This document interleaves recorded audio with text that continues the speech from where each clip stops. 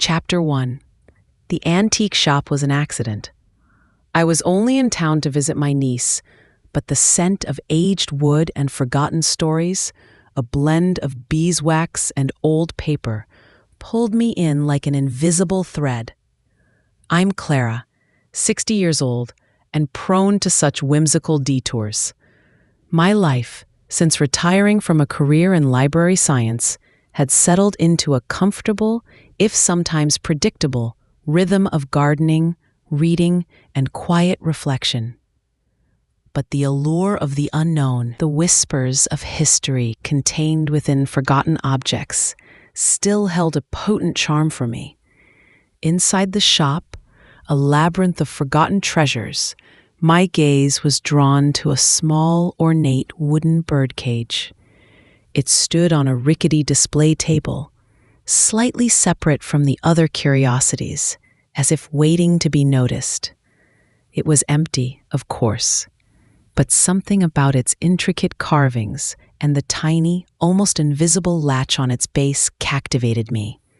The wood was dark, aged to a deep mahogany, smoothed by countless touches of hands long gone. It wasn't merely decorative, it felt purposeful, imbued with a quiet significance. The bars were delicate, almost lace-like, hinting at a craftsman's meticulous dedication. I picked it up, my fingers tracing the delicate patterns.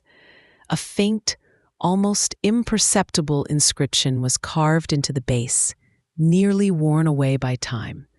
It looked like initials, M.V., my great-aunt Margaret's initials, Margaret Vance, my grandmother Eleanor's younger sister. Margaret had emigrated to Ireland in the 1950s, married an Irishman, Liam O'Malley, and we had lost touch after her passing decades ago. The discovery sent a ripple of intrigue through me. Was this indeed Margaret's birdcage? The thought sent a shiver down my spine, a pleasant mix of curiosity and connection. I bought it. It felt like a small act of rebellion against the quiet predictability of my retired life. The shopkeeper, a kindly old woman with spectacles perched on her nose, smiled knowingly as I paid. "That one has a story," she murmured. "I can always tell." Back home, in the stillness of my study, the birdcage sat on my writing desk, bathed in the soft afternoon light. Its presence felt more substantial now, more resonant. I examined it more closely, my librarian's eye for detail kicking in.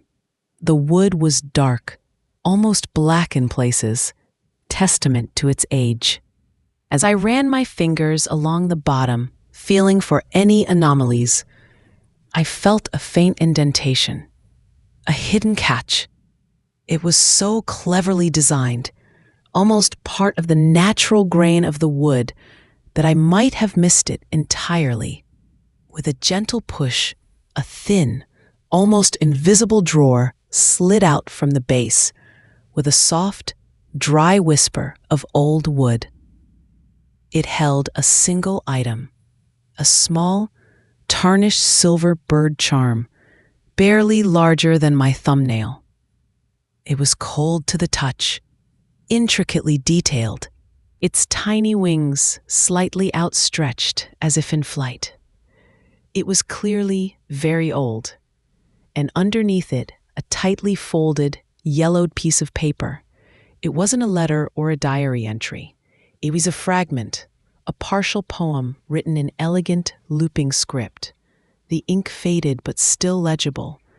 Where silence reigns, a song once flew, a hidden truth eternally true. Across the sea, a heart still waits, beyond locked doors and iron gates. The caged bird sighs for freedom's call. The twin stars rise to witness all, and though the world may never know a tender love in quiet glow, the twin stars rise.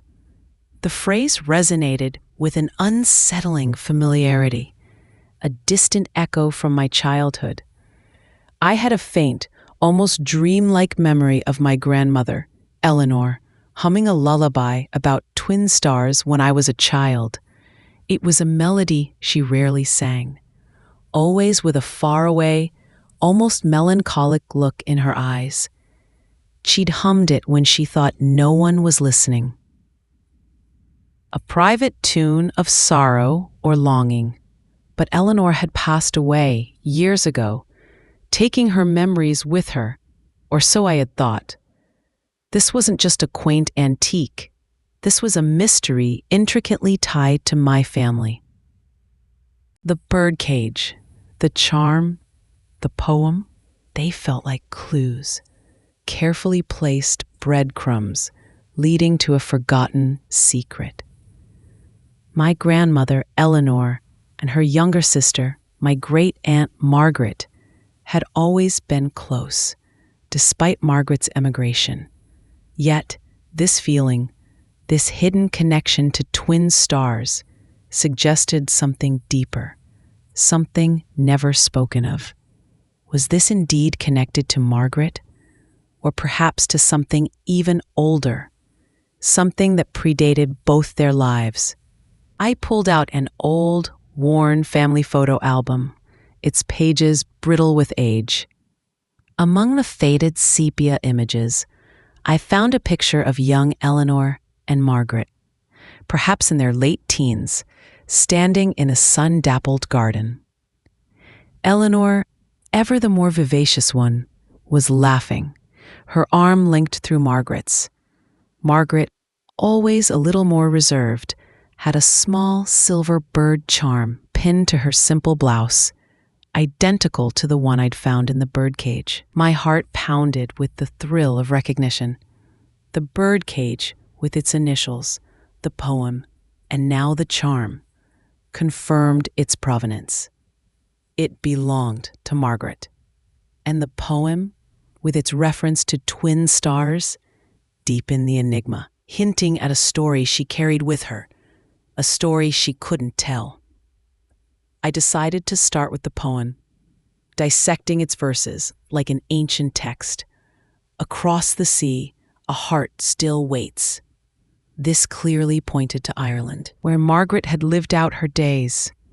Beyond locked doors and iron gates, this sounded metaphorical, perhaps a secret kept hidden, or literally a place that restricted access, like an institution or a private estate. The caged bird sighs for freedom's call. Was Margaret the caged bird, longing for something unspoken, perhaps a life she couldn't fully live? Or was it someone else? The final lines, though the world may never know, a tender love in quiet glow, spoke of a profound affection hidden from public view. My immediate thought was to contact the distant relatives I vaguely remembered from Ireland, the descendants of Margaret's husband, the O'Malley family.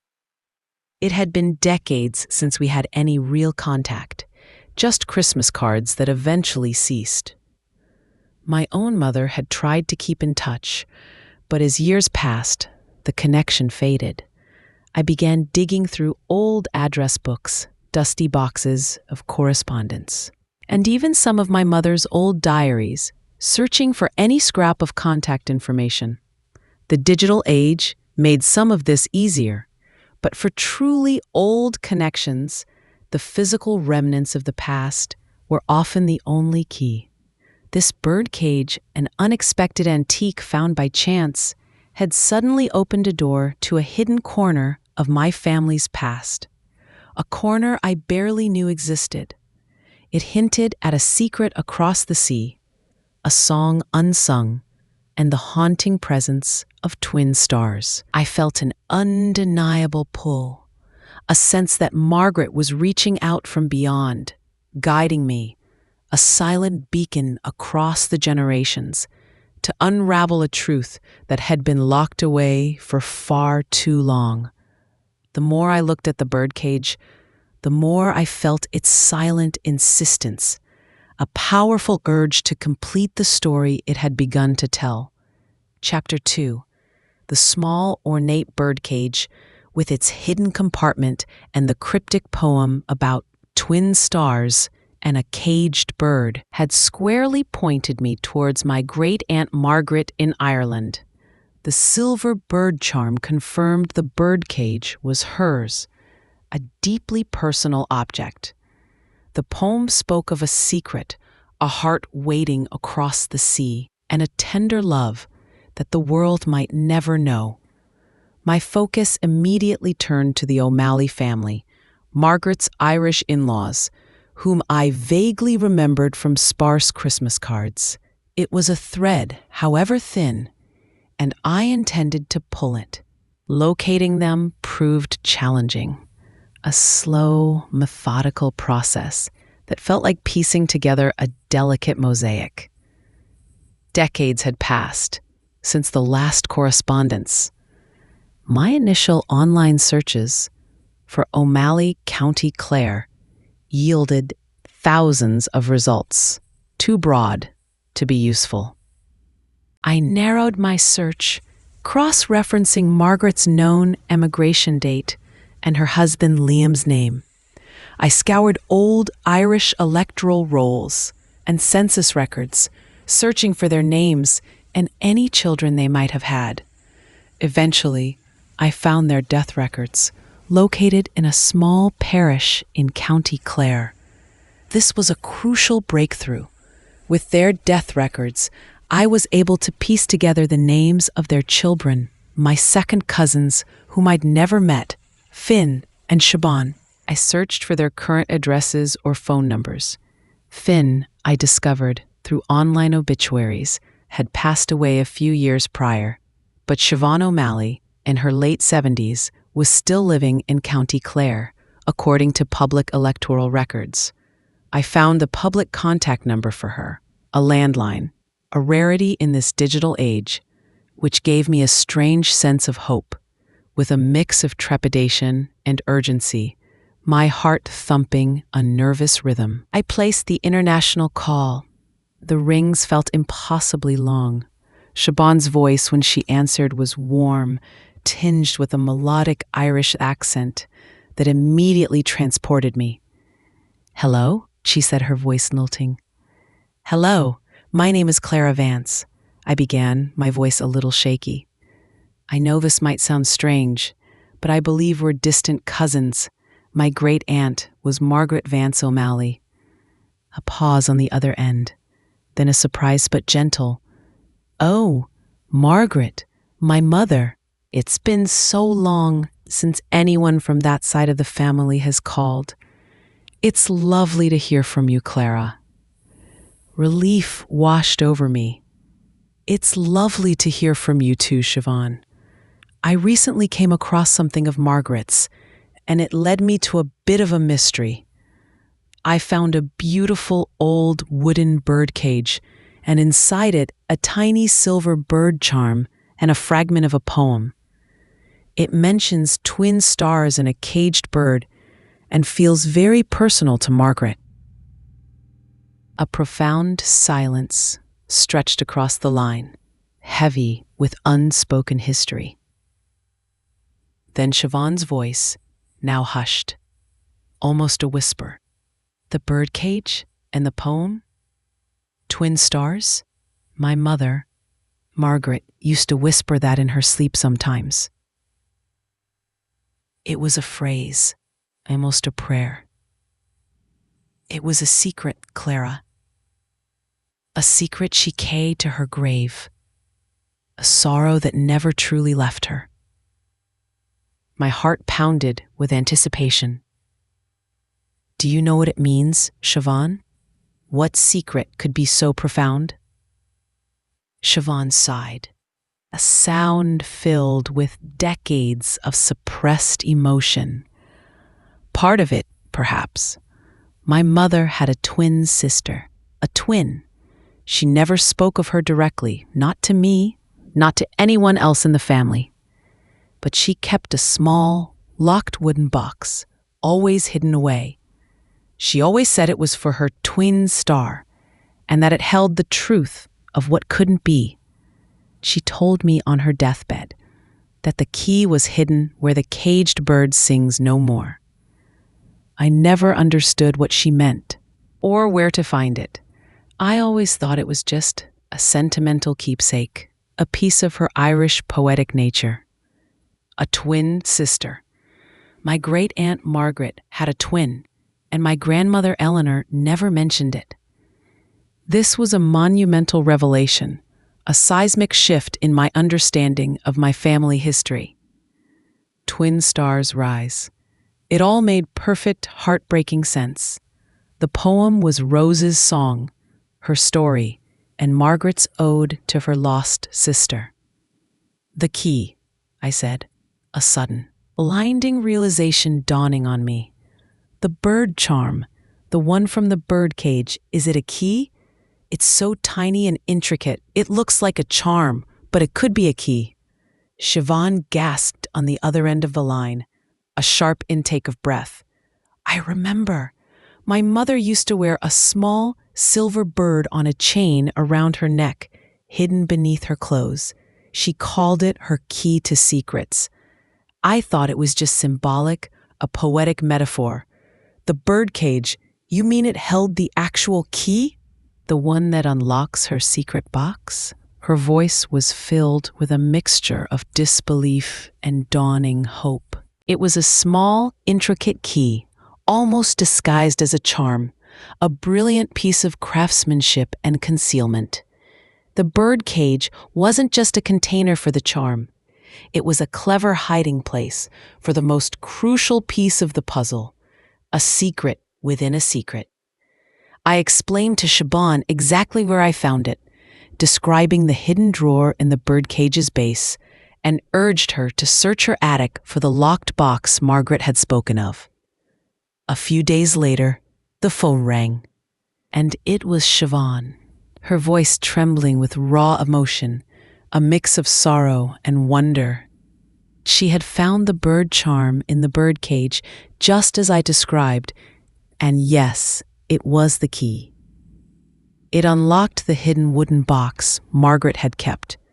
Inside, she found a stack of letters, tied with a faded green ribbon, a small, faded sepia photograph, and a baptismal certificate. The letters were from Margaret's twin sister, a woman named Rose. They were dated from the late 1930s through the 1950s. Rose had been born with a severe, debilitating illness, something that was considered shameful and often hidden away in that era, a time when society had little understanding or compassion for such conditions. Their parents, overwhelmed by the burden and fearing social stigma, had placed Rose in a private, secluded institution shortly after birth.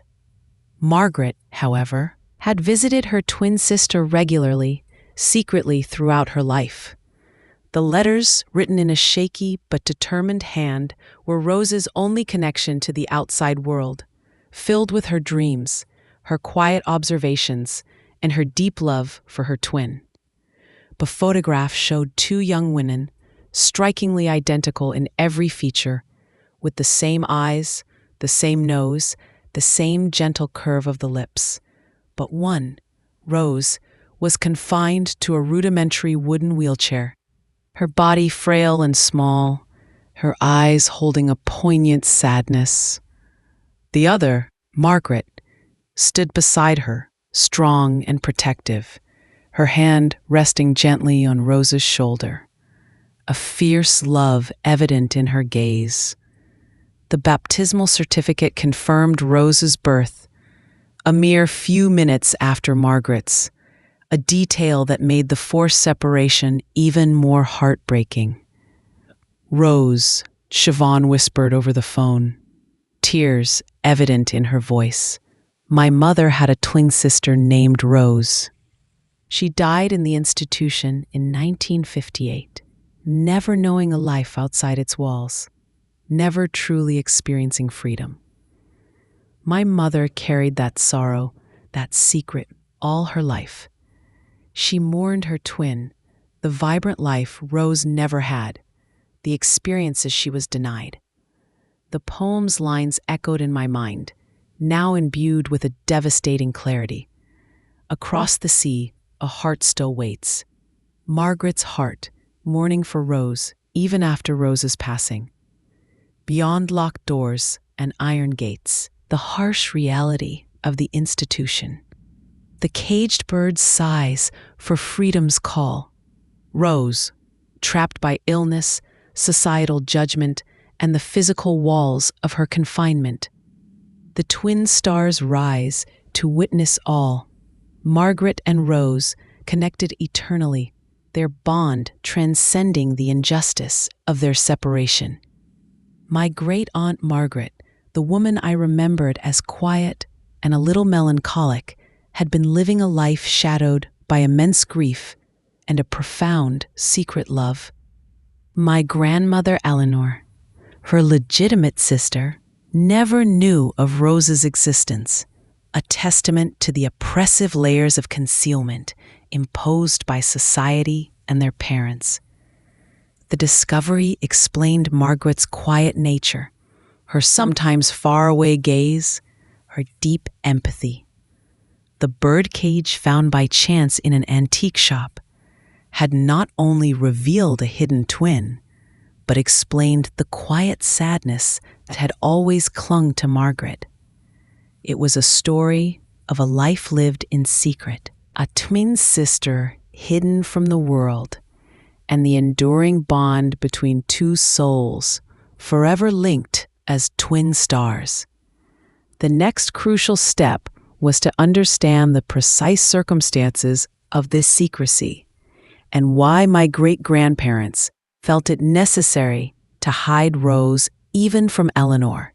This was a deeper layer of the past that still needed to be unearthed, a hidden wound in the family tree. Chapter 3. The revelation of Rose, Margaret's hidden twin sister, locked away in St. Jude's home due to illness and societal shame, had profoundly deepened the mystery surrounding my family. The birdcage, its charm now identified as the key to Margaret's secret box, had unlocked a heartbreaking truth. Margaret had lived a life shadowed by immense grief, silently mourning the twin sister the world never knew. But a crucial question remained, a nagging ache in my heart. Why was this profound secret kept even from my grandmother Eleanor, Margaret's other sister? The logic seemed to crumble under the weight of such emotional cruelty. Siobhan, still reeling from the discovery of her Aunt Rose and the full extent of her mother's secret, began sharing more fragments from her childhood. Piecing together scattered memories, she now understood in a chilling new light. My mother Margaret always kept a small faded drawing with her, Siobhan explained, her voice tinged with a fresh understanding. It was of two young girls, hand in hand, gazing up at a single, brilliant star.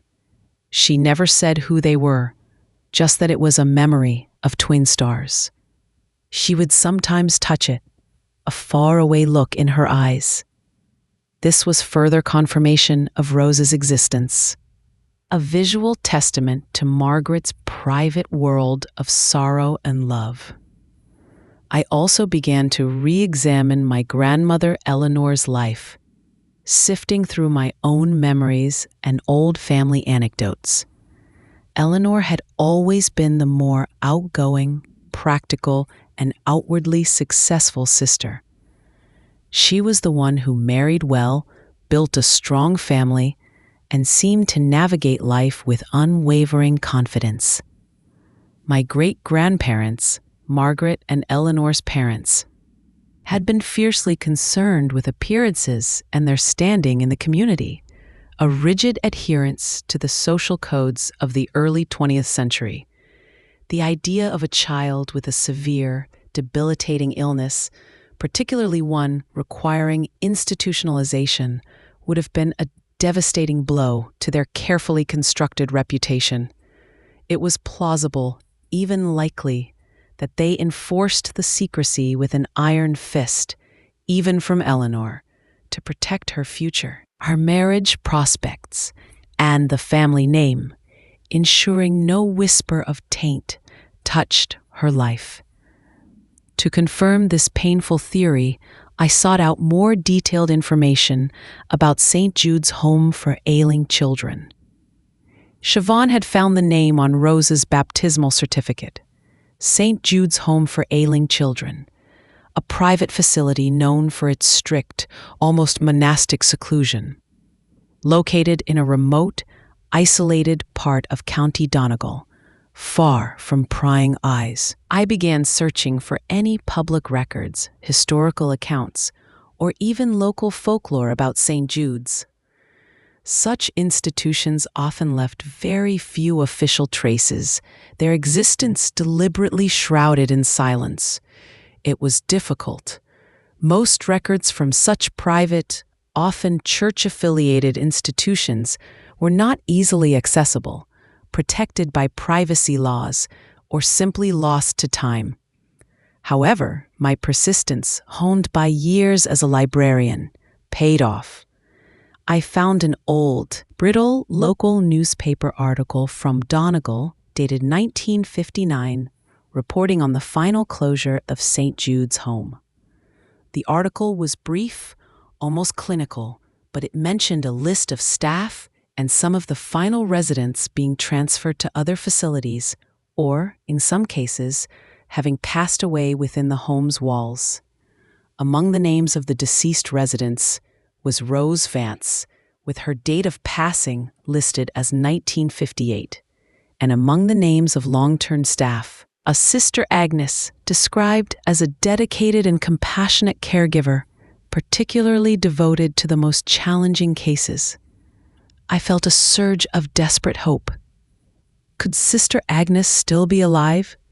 It was a long shot, given the time elapsed, but worth investigating.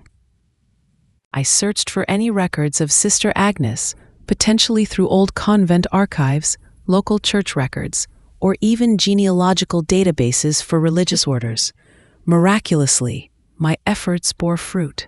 I found a small obituary from 2005 for a Sister Mary Agnes Riley, a nun who had spent her entire life in service, with a brief mention of her time at St. Jude's Home for Ailing Children in Donegal. The obituary mentioned a surviving niece, Sarah Riley, living in a nearby town, still very much connected to her aunt's legacy. I contacted Sarah Riley, explaining my unusual quest, the story of the birdcage, the hidden twin, and my desperate search for answers. She was cautious at first, surprised by my sudden appearance, but intrigued by my mention of St. Jude's, a place her aunt rarely spoke of directly.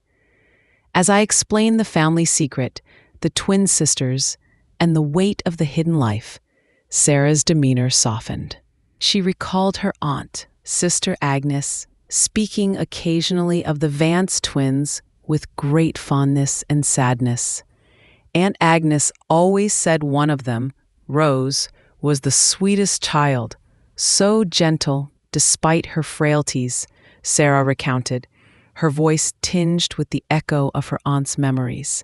And her sister, Margaret, visited her religiously, almost every week, bringing her little handmade gifts, often little fabric birds or tiny embroidered flowers. Aunt Agnes knew it was a secret from the rest of the family. She always said the parents wanted to protect their other daughter, Eleanor, from the shame and burden of a sick sister. They didn't want it to affect her future, her reputation, or her chances of a good marriage. It was a common practice back then, tragically. Families would essentially erase a child. This chilling confirmation landed heavily. The secret was kept from Eleanor not out of malice, but out of a misguided, cruel attempt by my great-grandparents to protect her from societal judgment and the emotional burden of a severely ill sibling. Eleanor, the more outwardly successful and presentable sister, was deemed worthy of a normal life, free from the perceived stigma of a hidden, ailing twin. It was a decision rooted in fear and the suffocating constraints of the era, but it ripped a family apart in silence. The weight of this truth settled heavily.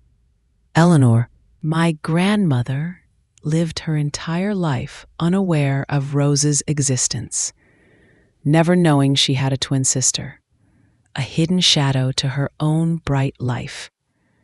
Margaret bore the solitary burden of that love and grief, visiting Rose in secret, cherishing her, and then mourning her in silence. The Birdcage, silent witness to Margaret's hidden sorrow, had revealed the complex interplay of love, fear, and brutal societal pressures that shaped generations, forever altering my perception of my family's past. The poem's line, "Where silence reigns, a song once flew," now had a poignant, almost haunting meaning. Rose, the silent sister, her life contained within the locked doors and iron gates of the institution. And Margaret, the caged bird, holding her love and sorrow in secret, unable to sing Rose's praises to the world. The Birdcage, purchased on a whim, had become a conduit to a hidden world, unveiling the silent suffering of two sisters and the profound impact of a secret kept out of fear and misguided protection. The journey to fully understand these interwoven lives and to honor Rose's forgotten existence was far from over.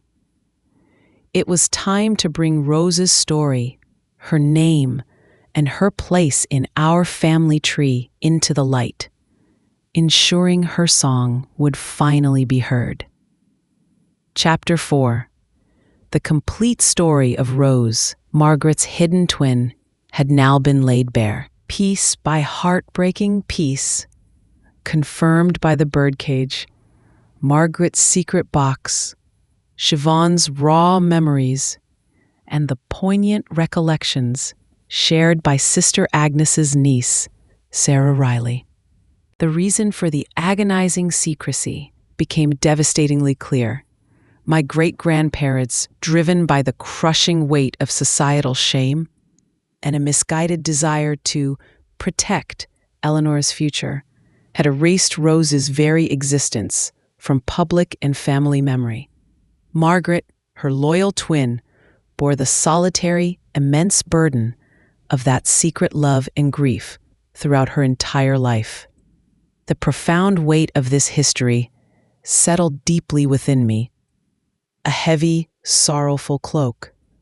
My grandmother, Eleanor, whom I had always known as the vibrant, practical backbone of our family, had lived her entire life unaware of a sister, a twin.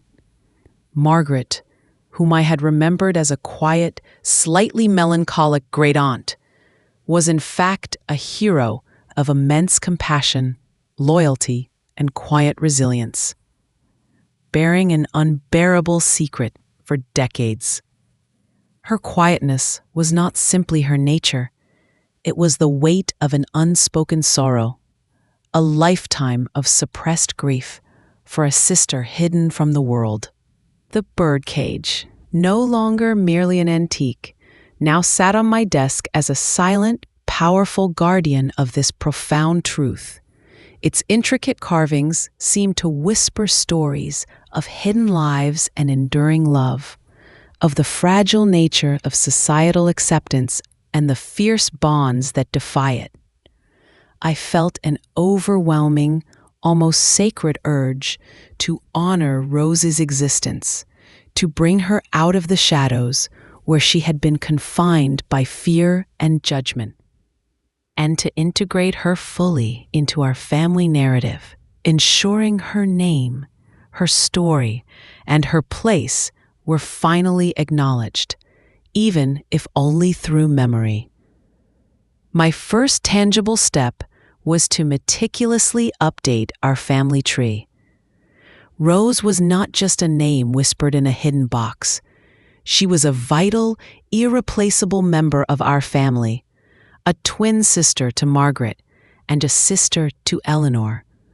I added her to the official records of our family history, ensuring her birth, her short but deeply loved life, and her passing were finally acknowledged in the digital and paper archives I maintained.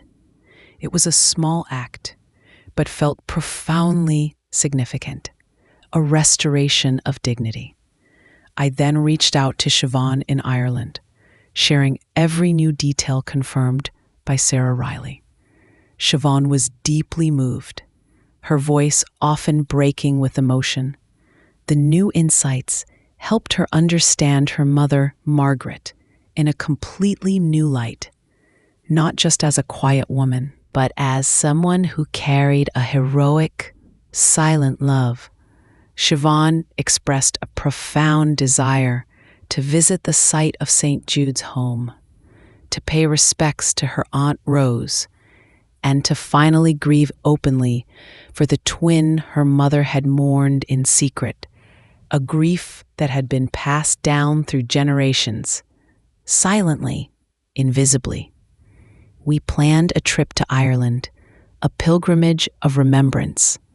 Siobhan met me at Dublin Airport, and there was an immediate, palpable connection between us.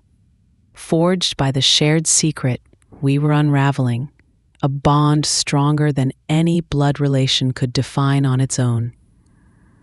We drove west, crossing the rolling green hills of Ireland, heading towards County Donegal, to the remote, wind-swept location where St. Jude's home for ailing children once stood.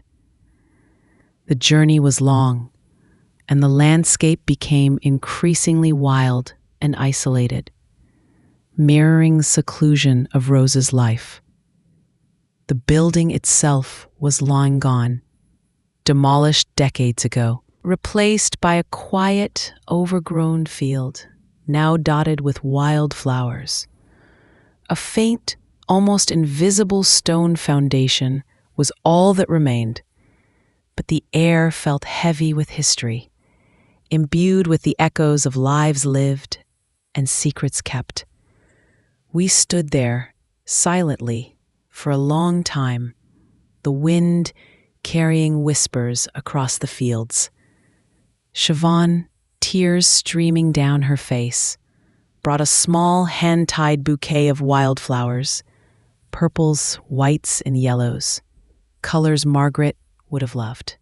She placed them gently on the ground where the home once stood, a silent offering.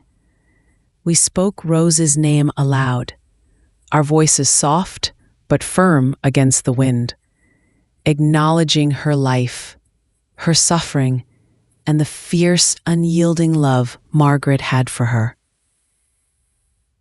It was a small, personal ceremony, a moment of profound healing and remembrance, a quiet reclamation of a lost life. Siobhan, now speaking more freely about her mother, shared more poignant stories of Margaret. She recounted how Margaret had always had a special affinity for birds, particularly caged ones. Margaret would spend hours in the garden, observing sparrows and robins, and then return indoors to talk to a pet canary she kept. She would whisper to it, her voice low and intimate, as if the tiny creature held her deepest secrets. Now Siobhan understood why. Margaret's birdcage, the one I found, wasn't just a beautiful object. It was a potent symbol of Rose's confinement, a stark reminder of her twin's trapped life, and Margaret's own emotional prison of secrecy and unspoken grief.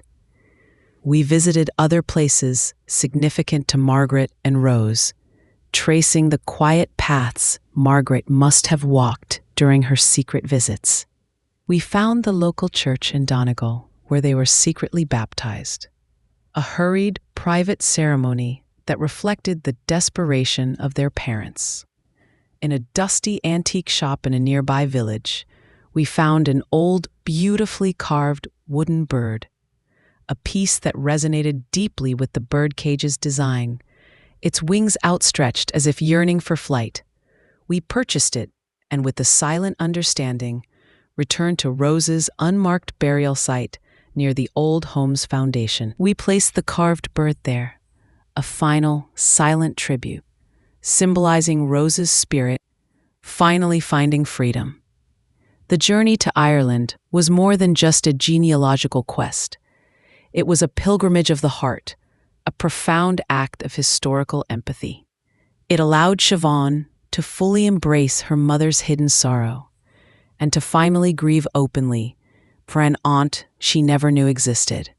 For me, it deepened my understanding of the immense sacrifices made by previous generations and the profound, often cruel, impact of societal pressures on individual lives and family structures. It was a lesson in compassion, forgiveness, and the quiet heroism of those who choose to love fiercely against all odds. Upon my return home, the truth felt too vast, too important to keep contained within my own mind. I gathered my family, my children, my nieces and nephews, and my uncles Robert and David, Eleanor's legitimate brothers from the previous story about Evelyn, their hidden sister. I presented the birdcage, now fully understood, the silver charm, and the fragment of the poem. I recounted the entire heartbreaking story of Margaret and Rose, of the secret kept from Eleanor, and the profound, complex reasons behind it. I explained the societal pressures, the perceived shame, and the misguided protection that led to such a tragedy. There were gasps, tears, and a profound sense of awe and sorrow. My uncles, Eleanor's brothers, were particularly moved, realizing their own mother, Eleanor, had lived her life without ever knowing she had another sister, a twin. The weight of the secret, the sorrow, the misplaced shame, it was all laid bare not as a judgment of our ancestors, but as a testament to the complex realities of their lives and the enduring power of love that somehow survived. It was a difficult conversation, but one necessary for true family healing. The birdcage, once a mere antique, now stood as a powerful, resonant symbol of an enduring bond, a life lived in secret, and a truth finally revealed. It reminded us all that even the most hidden stories hold immense power, waiting for the right moment, the right hand, to bring them to light, enriching the tapestry of our family history with threads of love, loss, profound understanding, and ultimately, healing. Rose, the caged bird, was finally free in our family's collective memory. Her song, once silenced by fear and prejudice, now heard by all, a poignant melody echoing through the generations. The birdcage, an unexpected antique, had become a sacred vessel of truth, binding our past to our present with an unbreakable thread of love and remembrance.